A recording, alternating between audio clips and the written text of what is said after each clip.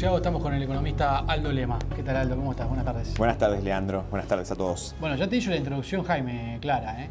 No la escuché, así que... No la escuchaste. No Bueno. sé qué habrá dicho. No, habló muy bien, pero contó, como ya la audiencia escuchó, que compartieron los comienzos en la radio de San José. Así es. Bueno, Jaime fue bastante más precoz Sí.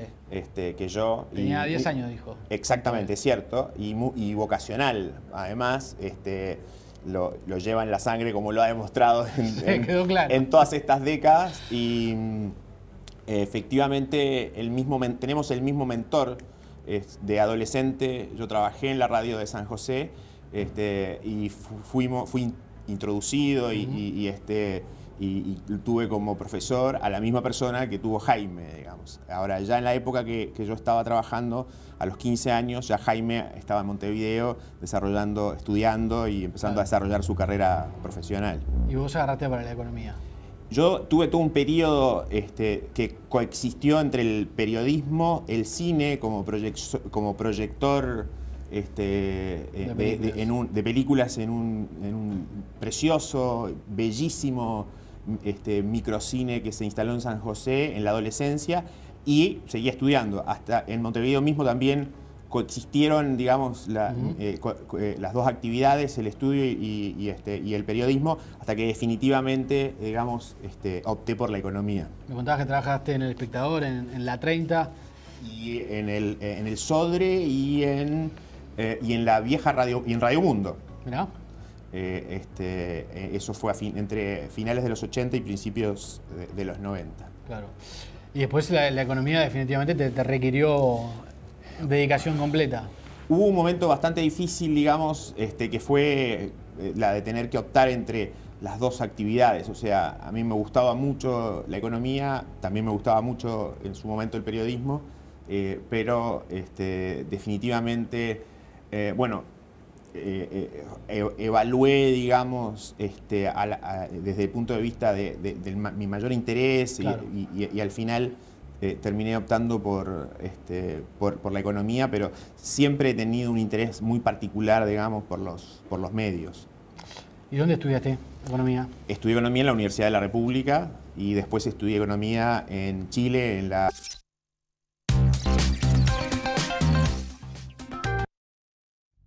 Sí, desde hace un tiempo atrás, ya años, estoy instalado en Uruguay, pero viajo mucho a Chile y en la región. ¿Qué hizo bien Chile? Yo creo que Chile, digamos, tuvo algunos determinantes en las décadas pasadas desde el punto de vista del manejo económico, que tuvieron que ver fundamentalmente con semillas que se habían plantado en los 50 o en los 60. Por ejemplo, en la enseñanza de la economía. O sea, creo que hacia los 50 a los 60 hubo un cambio en las dos principales universidades de cómo se enseñaba en la economía, y eso fue ayudando a que transversalmente en la sociedad, después de tocar fondo traumáticamente como se tocó fondo en los 70, digamos, primero por un colapso económico durante el gobierno de la Unidad Popular y después con la dictadura de Pinochet, creo que se sentaron ciertas bases transversales sobre que algunos elementos eran muy relevantes de consolidar: la estabilidad económica, la apertura al exterior, un modelo de políticas públicas focalizado que, digamos, se orientara a mejorar la situación de los más necesitados, con gasto público, gasto fiscal que estuviera muy focalizado, claro. Sobre todo. Hubo evidentemente también desde el punto de vista más político, una mejora en la calidad de la política, que creo que tuvo que ver con el haber tocado fondo, con que la política de alguna manera había llegado a una situación tal en los 70, claro, que había que construir generaciones, digamos, nuevas, y creo que se construyeron también transversalmente en la centroizquierda y en la centroderecha, que en los últimos 25 años han tenido puntos de acuerdo en algunos aspectos. Hoy hay una polarización más reciente que tiene que ver con los temas de la desigualdad en la distribución del ingreso, con cierto grado de impaciencia de algunos sectores para ver resultados en esa materia, etcétera, que podrían llevar a percibir como una sociedad que algo se ha polarizado nuevamente. Pero a la larga hay ciertos consensos básicos que se mantienen, que yo creo que también en Uruguay han venido consolidándose. Sí. O sea, es interesante lo que estás diciendo. Ahora, tú decís, bueno, tocaron fondo políticamente en la década del 70. Así es. Muchos países de la región tocaron fondo políticamente en ese momento. ¿Algo hubo distinto en Chile o no? A ver, yo creo que sí, muchos países tocaron fondo políticamente. No solo estoy hablando por la irrupción de una dictadura. Creo que también en el caso de Chile había habido distintos, partidos políticos de distintas corrientes en el pasado, sí, que definitivamente habían tenido resultados que fueron muy malos. En Chile había ganado la izquierda antes de la Había dictadura. ganado la izquierda, Acá no, por ejemplo. Y acá no. Y ese desfasaje en el tiempo, por ejemplo, no es menor en el caso de Uruguay, ese desfasaje en el tiempo, con un contexto global distinto, porque, claro, para los más jóvenes, de repente, nosotros mismos que no vivimos la etapa de los 60, de repente no somos capaces, digamos, de ponernos en perspectiva, de evaluar lo que era aquella situación tan polarizada. Claro. Y por lo tanto, ganó la izquierda en una situación que era muy polarizada, con el muro de Berlín, con un sistema, con dos sistemas económicos a nivel global que evidentemente estaban enfrentados en las antípodas. Esa es una situación distinta, por ejemplo, a lo que puede haber sido lo que ocurrió en España o lo que ocurrió en Uruguay, en donde la izquierda llegó al poder, o la centroizquierda llegó al poder en momentos en el mundo muy distintos y con ciertas tendencias que estaban mucho más consolidadas, sobre todo que tiene que ver con esto, con el declive de un sistema económico, con la consolidación del otro. Creo que eso hace también diferencias significativas, digamos, respecto a los momentos y a la implementación de ciertas políticas. Claro, cuando termina la dictadura, en Chile ya había gobernado la derecha y había gobernado la izquierda, es decir, ya no había mitos claro, construidos y había una maduración seguramente del sistema. Y sí, yo creo que hay un punto muy importante también en los 90, que es el aceptar de parte de la concertación, liderada primero por Patricio Aylwin, luego por Eduardo Frei, después por Ricardo Lagos, de aceptar que determinadas tendencias y resultados económicos basados en ciertas políticas habían sido exitosas, y además en los resultados que eso socialmente había tenido. Y también creo que no es menor en esto de alguna manera centrar el péndulo. Hay una frase del ministro de Trabajo, del presidente Aylwin, que decía: no es que ahora nos toque a nosotros, si antes se ha dicho que les ha tocado a los otros, o sea, porque en esa puja, digamos, a veces de antagónica que se ponía, más bien nos tiene que tocar a todos. Entonces hubo cierto reconocimiento de los errores que se habían cometido en el pasado, una calidad, digamos, sobre todo en materia técnica de equipos, digamos, sobre todo en el área económica, de ciertos consensos que fueron, digamos, cimentando o consolidando, digamos, esa situación de desarrollo de los últimos 25 años. Uno ve cosas en Chile que en Uruguay hoy por lo menos son impensadas. Un banco central que funciona de manera bastante independiente, incluso que sus autoridades rotan en forma distinta a la que rotan los gobiernos. Bueno, una reforma tributaria que se acaba de aprobar con el apoyo de la oposición, ¿no? Así es. Algo que uno pensaría que es impensado en Uruguay, por lo menos en el Uruguay actual. Yo creo que dentro de todo, yo escribí hace unos años, hace 5 o 6 años, después de las elecciones del 2009, que en Uruguay también hoy, desde el punto de vista económico, desde el punto de vista de lo que eran los planteos en materia de programas, hoy el partido se estaba jugando mucho más en la mitad de la cancha. Claro, hay un acuerdo, exacto. Un consenso. Y entonces eso que quizás se veía antes en Chile, digamos, y acá un poco más polarizado y el partido se jugaba más de arco a arco. Yo creo que desde el punto de vista económico, en este último tiempo han habido cierta convergencia, ¿no? Y si uno miraba los mismos programas económicos digamos, de la última elección, habían muchos puntos en común y más bien habían matices, diferencias en algunos instrumentos. Y creo que eso es algo en Uruguay, en algunos temas, donde han habido avances, bastante estructural. Creo que ha llegado para quedarse. ¿Ah? Hoy, por ejemplo, la valoración que la sociedad económica tiene de la estabilidad, que la sociedad tiene de la estabilidad económica, ¿ah? Creo que es un tema que además tiene enorme rédito desde el punto de vista político, electoral. Es decir, hoy y creo que hay un desafío muy importante también, que puede ser lo que más puede distinguir a Uruguay de su pasado en los próximos años, y es no repetir episodios críticos como los que ocurrieron en el año 82 o 2002, ante un entorno externo más adverso. Creo que no hay ningún desafío más importante.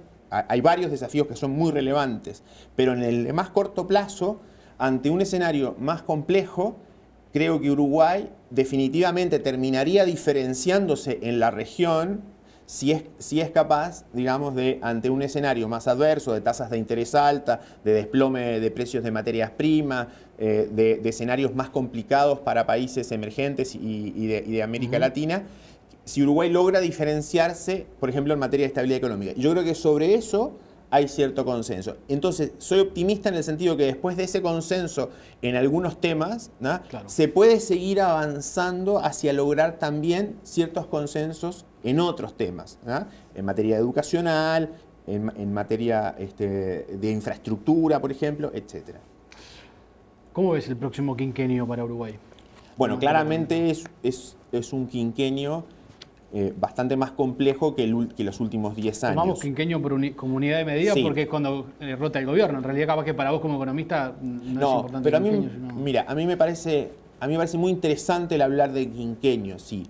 En el siguiente sentido, este es un quinquenio en donde la economía mundial, después de varios años de tasas de interés bajas, de un crecimiento razonable, a pesar de que crece poco, es un crecimiento cercano al promedio histórico, de altos precios de las materias primas, favorable para América Latina y para países emergentes, que claramente no va a ser lo mismo el quinquenio de lo que fue la última década. Claro. Y además, no está mal hablar tampoco de quinquenios o cuatrienios, en el sentido de que al final no sabemos exactamente en qué momento ciertos eventos complejos, digamos, o más complejos aún, se van a materializar. Lo único que sí creemos saber es que hay eventos que van a ocurrir, como por ejemplo una normalización en las tasas de interés en Estados Unidos.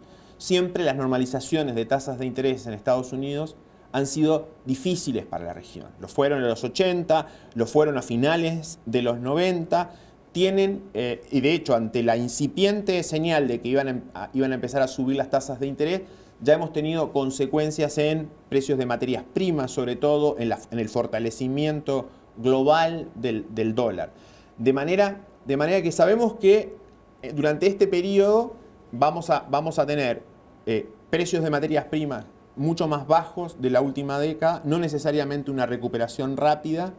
Vamos a tener un crecimiento mundial por debajo del promedio histórico, no malo, pero más bien mediocre, como se ha dicho. También el crecimiento de Uruguay.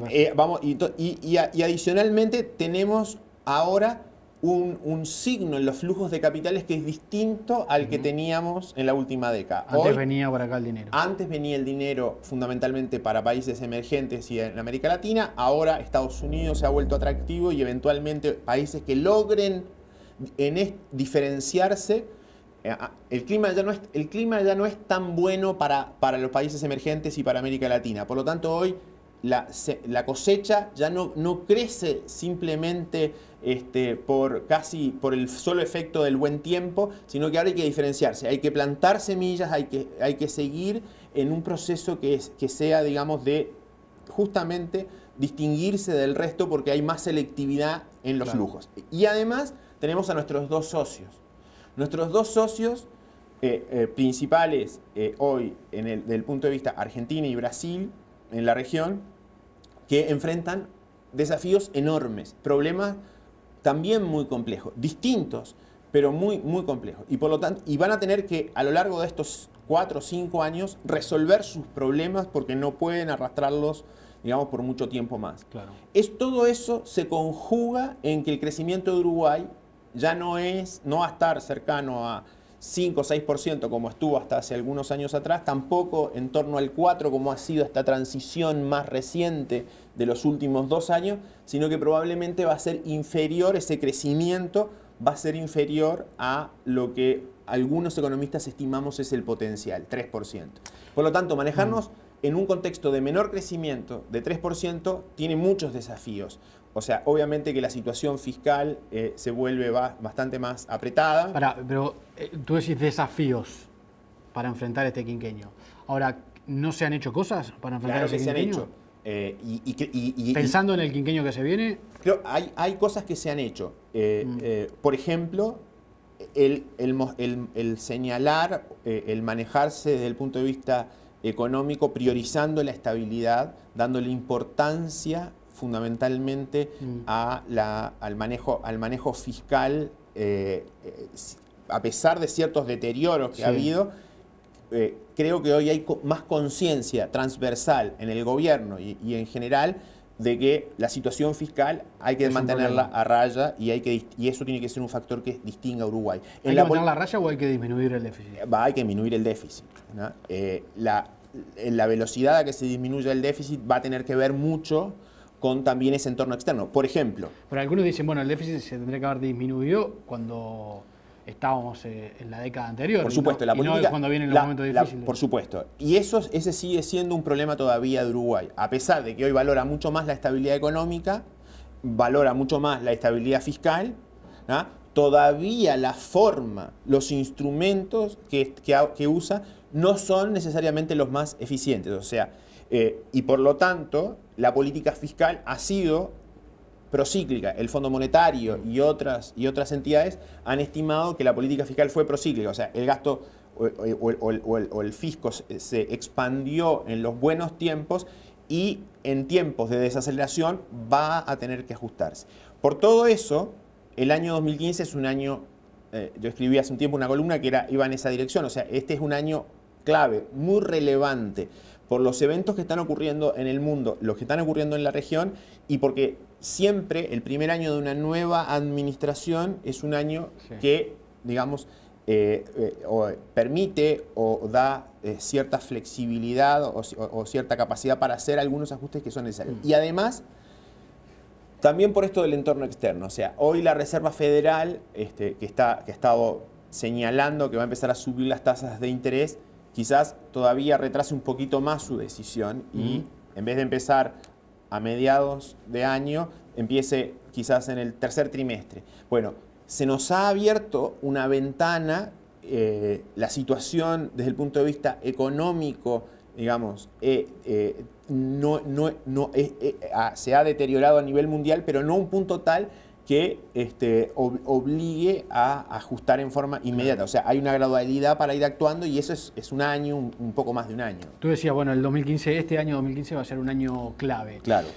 ¿Y está maduro el sistema uruguayo para enfrentar este año clave? Cuando digo el sistema, me refiero a los trabajadores, al gobierno y a la oposición, a la discusión política que se viene a nivel de presupuesto, por ejemplo.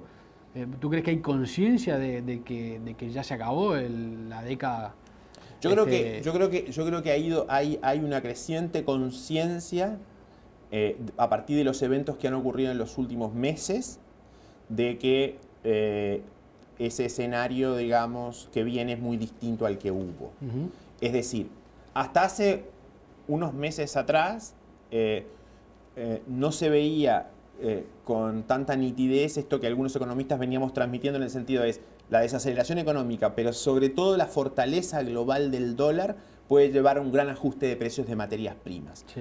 a finales del año pasado y el principio, hasta ahora hemos estado muy concentrados en lo que le pasa al petróleo. Pero si uno empieza a mirar lo que ha ocurrido en el resto, ha caído el hierro, han caído los lácteos. La leche que bajó 50% Exacto, en 6 meses. Eso es. Y hemos empezado a ver también un ajuste gradual en los granos. Los granos han caído cerca de 30% y no me extrañaría que se plieguen más definitivamente con un ajuste mayor. Entonces, este tema de los precios de las materias primas, que hasta hace un tiempo atrás era visto, no, está China y esa era la historia y China va a seguir consumiendo.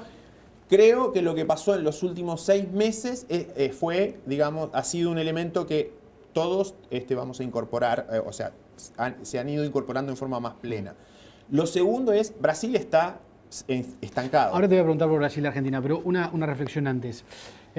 ¿Cuánto ayuda el hecho de que cuando se discuta el próximo presupuesto la oposición ya haya sido gobierno y haya enfrentado la crisis? Porque en Uruguay estamos acostumbrados a que históricamente, cuando gobernaban blancos o colorados, en realidad la oposición pedía más gasto. Así es. Muchas veces pasaba. Algo que es raro, porque generalmente en el mundo la oposición cuida el gasto. El gobierno quiere gastar y la oposición intenta frenar que no se gaste la plata de los ciudadanos. Por lo menos ese es el discurso en muchos países. En Uruguay era la inversa. La oposición pedía más gasto y los ministros de Economía decían gasto cero. Era una frase de cabecera. ¿Cuánto ayuda para esta discusión que los blancos y colorados que ahora están en la oposición hayan mantenido esa discusión en el pasado? ¿Crees que hay una madurez del sistema ahí? Yo creo que sí, que hay cierto grado de, digamos, de conciencia transversal sobre la importancia de la estabilidad económica. Y creo que además hay un premio de la sociedad, digamos, la sociedad valora esa estabilidad económica y por lo tanto hoy creo que sería temerario para algún sector plantear, digamos, una situación o políticas muy expansivas. Sería temerario desde el punto de vista electoral. Probablemente el resultado no sería muy favorable. O sea, creo que, y en eso, digamos, hay conciencia en el gobierno y hay conciencia en la oposición. Creo que no me parece que a la oposición le vaya a rendir, digamos, electoralmente demandar presión, o sea, demandar por más gasto público, demandar por una política que sea más expansiva. Eso ha quedado reflejado desde el punto de vista electoral en los últimos tiempos. O sea, al final el país valora, el Uruguay en su conjunto valora esa estabilidad. Y yo creo que eso hay que incorporarlo en los análisis y hay que incorporarlo en los programas económicos. Más bien se daba como un hecho, digamos, de que esa situación o esa estabilidad económica iba a continuar independientemente de quién ganara en la elección. No era un tema que pudiera diferenciar a unos de a otros. Creo que lo otro que es importante también, esto le está ayudando a Uruguay, ¿no? Hay dos cosas que le están ayudando. O sea, obviamente le está ayudando el deterioro de aquellos países que han administrado mal la bonanza, ¿no? Sí. Y en la región tenemos varios ejemplos. Y lo otro que le ha estado ayudando a Uruguay es, de alguna manera, por ejemplo, lo de Chile le ha ayudado, me parece, en alguna medida, para no inflar expectativas. Yo creo que la campaña electoral digamos, de Tabaré Vázquez a diferencia de la de Michelle Bachelet, fue una campaña que fue bastante más moderada desde el punto de vista de algunos objetivos. La de Bachelet, a pesar de que iba a ganar y tenía un gran respaldo, digamos, que se anticipaba de antemano, infló expectativas y al final ha terminado en planteos o en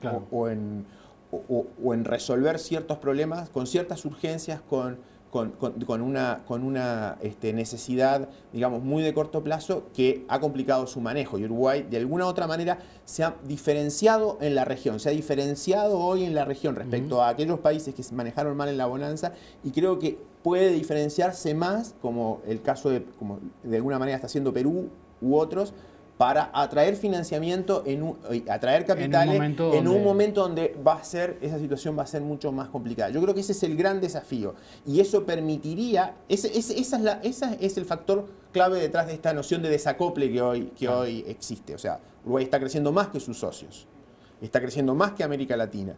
Bueno, creo que lo crucial, me parece que es crucial que para los próximos años eso se pueda consolidar. Si Uruguay consolida eso en los próximos años, definitivamente va a poder enfrentar mejor desafíos más estructurales de reducción de la indigencia o de la pobreza y al mismo tiempo también en materia de políticas sociales, educativas y demás.